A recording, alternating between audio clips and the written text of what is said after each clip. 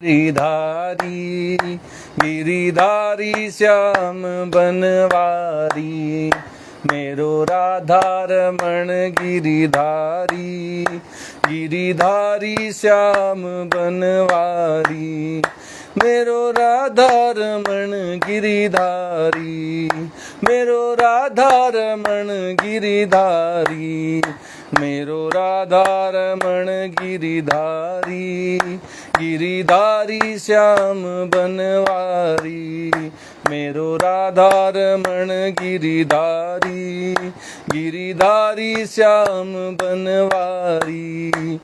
गोविंद मेरो है गोपाल मेरो है, गोविंद मेरो है गोपाल मेरो है, श्री बांके बिहारी नंद लाल मेरो है, श्री बांके बिहारी नंद लाल मेरो है, श्री बांके बिहारी नंद लाल मेरो है, श्री बांके बिहारी नंद लाल मेरो है, श्री बांके बिहारी नंदलाल मेरो है, श्री बांके बिहारी नंदलाल मेरो है।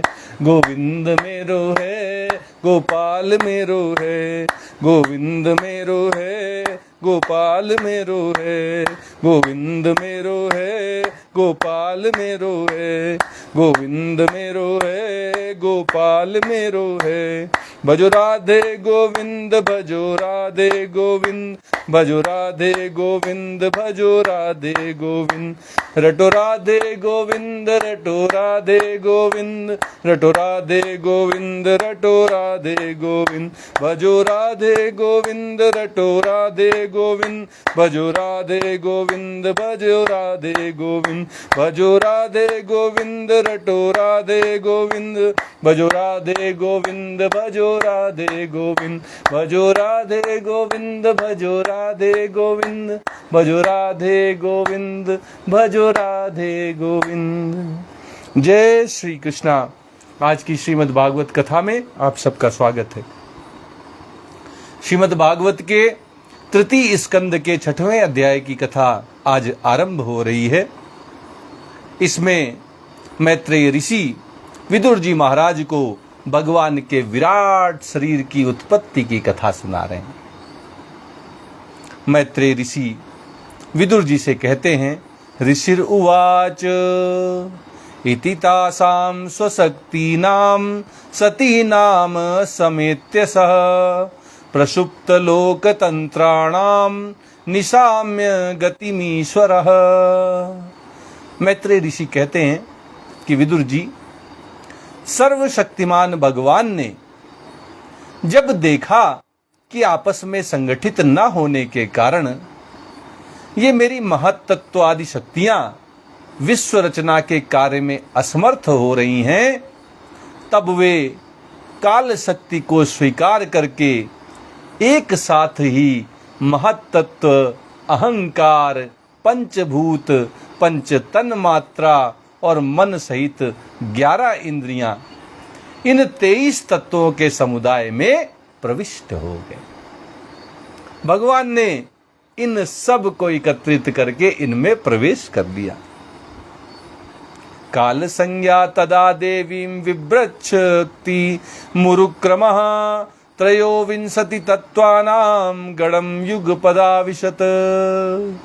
इन 23 तत्वों के समुदाय में 11 मन सहित इंद्रियां होती हैं, 5 ज्ञानेंद्रियां, 5 कर्मेंद्रियां और मन, ये मिला के 11। 5 तन मात्राएं होती हैं और 5 ही पंच महाभूत होते हैं। अहंकार और महत्त्व को इसमें शामिल कर दें तो कुल मिलाकर 23 तत्व हो जाते हैं। इन 23 तत्वों के समुदाय में भगवान प्रवेश कर जाते हैं।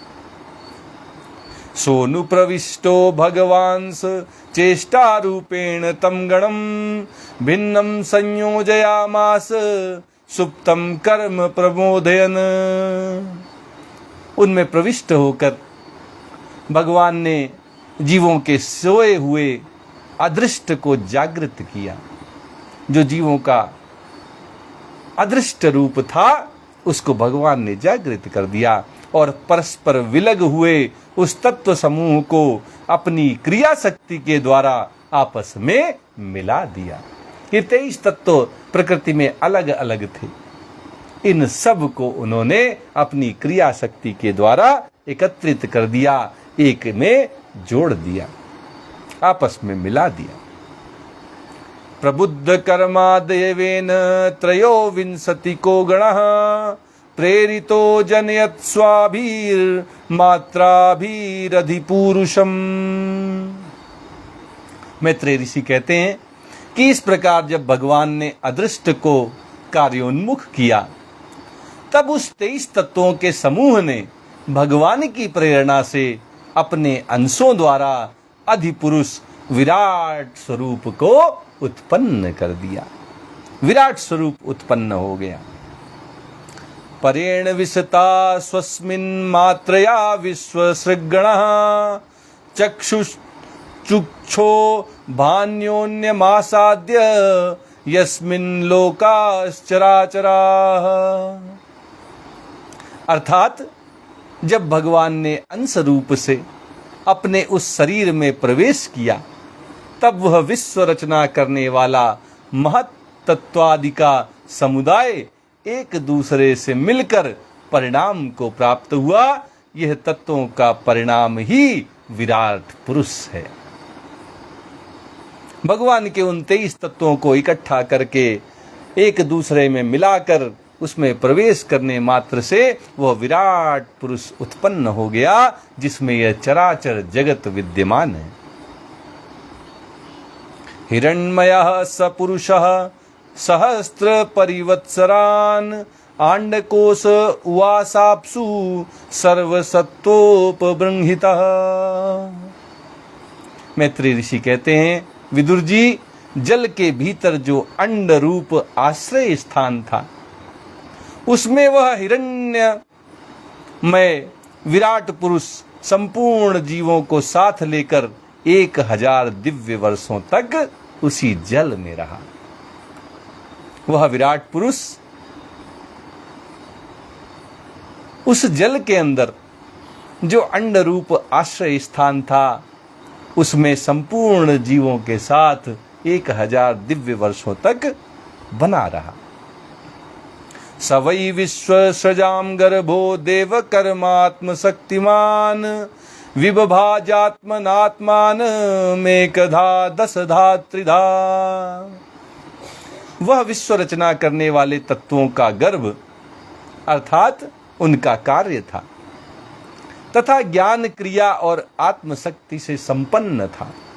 उसमें ज्ञान भी था, उसमें क्रिया शक्ति भी थी और उसमें आत्मा की शक्ति भी थी। इन शक्तियों से उसने स्वयं अपने क्रमशः एक हृदय, 10 प्राण रूप और 3 आध्यात्मिक, आधिदैविक और आधिभौतिक विभाग उत्पन्न किए। अपने आप को उसने एक हृदय में, 10 प्राणों में और 3 आधिदैविक, आधिभौतिक और आध्यात्मिक, इन 3 विभागों में बांट लिया। एष हि शेष सत्त्वानां आत्मांश परमात्मनः आद्योऽवतारो यत्रासौ भूतग्रामो विभाव्यते। ये विराट पुरुष ही प्रथम जीव होने के कारण समस्त जीवों का आत्मा है।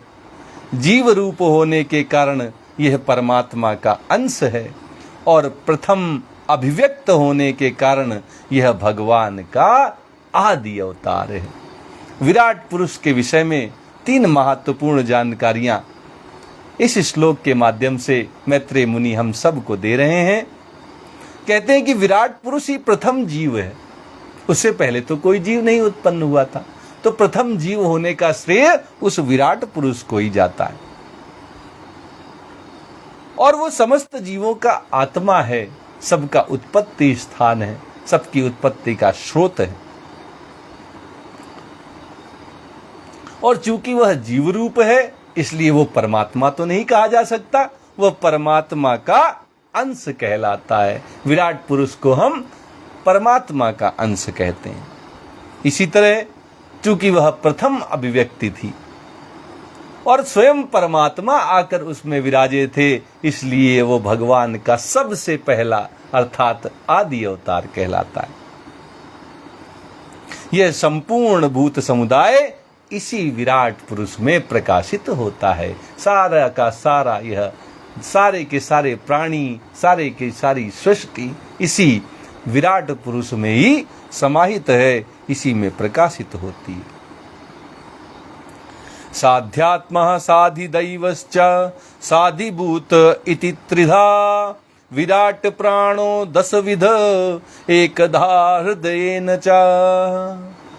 यह अध्यात्म, अधिभूत और अधिदैव रूप से 3 प्रकार का, प्राणों के रूप से 10 प्रकार का और हृदय के रूप से देखें तो 1 प्रकार का है। भगवान के इस विराट रूप को, इस विराट पुरुष अवतार को देखने के 3 तरीके। मैत्रेय मुनि कहते हैं कि अगर हम इनको 3 विभागों की दृष्टि से देखें तो अधिदैविक, अधिभूत और आध्यात्म, इन 3 प्रकार का यह विराट पुरुष हम देख सकते हैं। इन 3 रूपों में हम विराट पुरुष को देख पाएंगे अगर हम आध्यात्म, अधिभूत और अधिदैव रूप से इसको देखें। वहीं अगर प्राणों के रूप से हम विराट पुरुष को दर्शन करना चाहें, विराट पुरुष के दर्शन करें, तो इसमें हमें 10 प्रकार दिखाई देंगे। क्योंकि 10 इंद्रियों सहित मन अध्यात्म है, इंद्रियादि के विषय अधिभूत हैं, इंद्रियों के अधिष्ठाता देव अधिदेव हैं, और ये जो प्राण, अपान, उदान, समान, व्यान, नाग, कूर्म, कृकल, देवदत्त और धनंजय, ये 10 प्राण हैं। इन्हीं 10 प्राणों के रूप में हम उस विराट पुरुष का दर्शन कर सकते हैं। और अगर हम भगवान के उस विराट पुरुष के हृदय को देखें तो वह हृदय एक है, और उस रूप में वह विराट पुरुष केवल 1 प्रकार का है। इस तरह अलग अलग दृष्टि से हम भगवान के विराट पुरुष को अलग अलग भागों में अलग अलग प्रकार से देख सकते हैं। आज की कथा यहीं तक कही जाएगी। आइए श्रीमद् भागवत जी की आरती करते हुए आज की कथा को यहीं विराम देते हैं।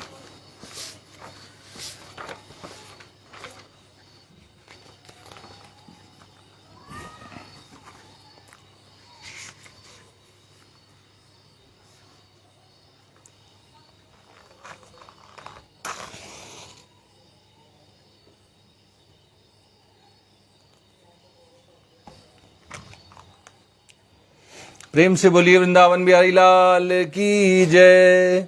श्री भागवत भगवान की है आरती, पापियों को पाप से है तारती। श्री भागवत भगवान की है आरती, पापियों को पाप से है तारती। ये अमर ग्रंथ, ये मुक्ति पंथ, ये पंचम वेद निराला, नव ज्योति जलाने वाला। ये अमर ग्रंथ, ये मुक्ति पंथ, ये पंचम वेद निराला, नव ज्योति जलाने वाला। हरि नाम यही हरिधाम यही, हरि नाम यही हरिधाम यही। यही जग मंगल की आरती, पापियों को पाप से है तारती। श्री भागवत भगवान की है आरती, पापियों को पाप से है तारती। ये शांति गीत पावन पुनीत, पापों को मिटाने वाला, हरि दरस दिखाने वाला। ये शांति गीत पावन पुनीत, पापों को मिटाने वाला, हरि दरस दिखाने वाला। ये सुख करनी ये दुख हरिणी, ये सुख करनी ये दुख हरिणी। श्री मधुसूदन की आरती, पापियों को पाप से है तारती। श्री भागवत भगवान की है आरती, पापियों को पाप से है तारती। ये मधुर बोल जग फंद खोल, सन्मार्ग दिखाने वाला, बिगड़ी को बनाने वाला। ये मधुर बोल जग फंद खोल, सन्मार्ग दिखाने वाला, बिगड़ी को बनाने वाला। श्री राम यही घनश्याम यही, श्री राम यही घनश्याम यही, यही प्रभु की महिमा की आरती, पापियों को पाप से है तारती। श्री भागवत भगवान की है आरती, पापियों को पाप से है तारती। श्री भागवत भगवान की है आरती, पापियों को पाप से है तारती। प्रेम से बोलिए वृंदावन बिहारी लाल की जय, राधा रमण सरकार की जय, राधा वल्लभ लाल की जय। जय श्री कृष्णा, जय श्री।